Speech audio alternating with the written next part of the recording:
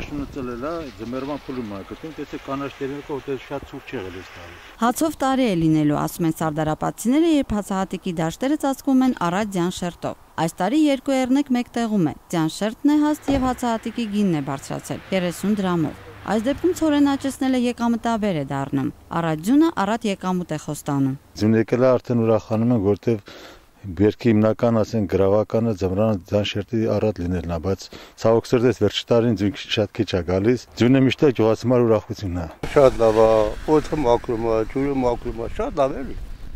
Գյուղատնտեսության համար շատ լավ է ձյունը։ Սարդարապատում 170 հեկտար հացահատիկ է ցանվել, նախորդ տարվա հետ համեմատած 30 հեկտարով ավելի։ Ձյունը խոնավություն է։ Ահագին ժամանակացուն չէ եկել, այս վերջի մի քանի օրվա մեջ